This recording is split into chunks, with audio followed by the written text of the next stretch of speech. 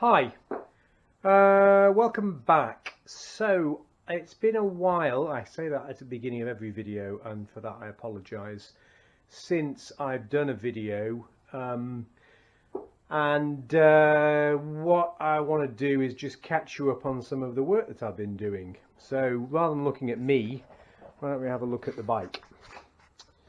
So here we are. It's looking quite advanced, isn't it? Looking quite advanced. What we have here is we have the engine now in the frame.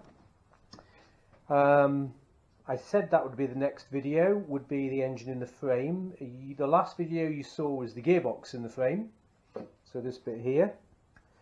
And now we are now doing the engine in the frame. So the main difference, obviously, with these engine plates is we have these 3 bolts, 1, 2, 3, which are the same as the casing bolts, which bolt into the front half of the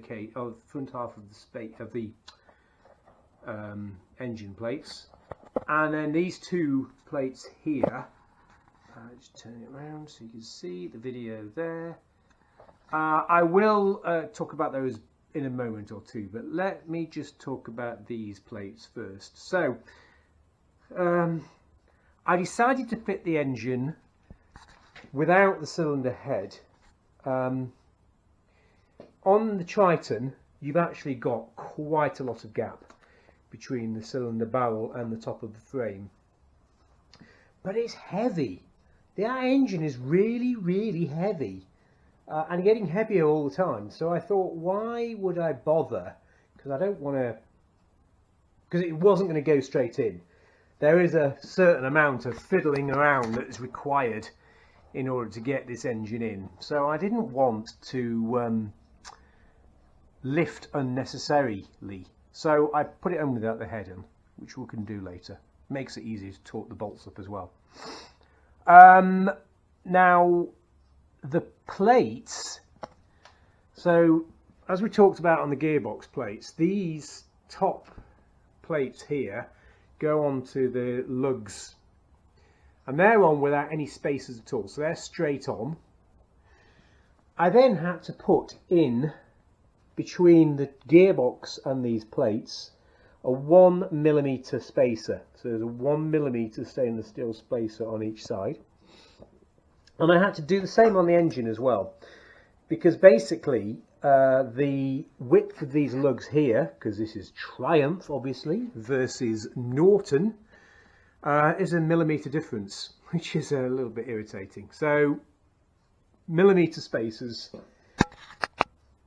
between these and these. And that went in okay. Now let's talk about the front spaces here. So these front spaces here gave me a couple of challenges.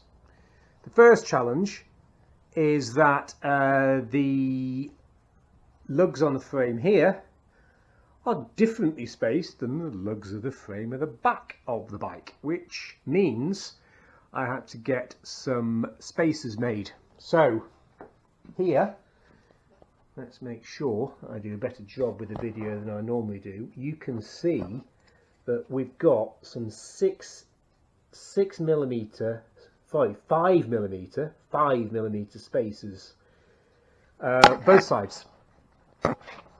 So hopefully you can see here there's 5mm spacers all on the first top 3 lugs. 5mm spacers, which I had to get made. That was the first challenge. Second challenge was these 2 bolts down here, really close, really close. So these 5mm aluminium spacers which I bought, I actually added one on the outside of this one as well, which meant that the 2 nuts, or in this case the nut and the bolt head, didn't actually touch each other. And allowed me to actually tighten them up. So that's the same on both sides. And then the very last thing is, as I mentioned to you a number of times, this is all about aesthetics. well, all about, maybe not all about, but aesthetics is playing a large part on this roll. And I didn't like the looks of these big plates. They were just too in your face. So I drilled them, and I'm actually really pleased with the result.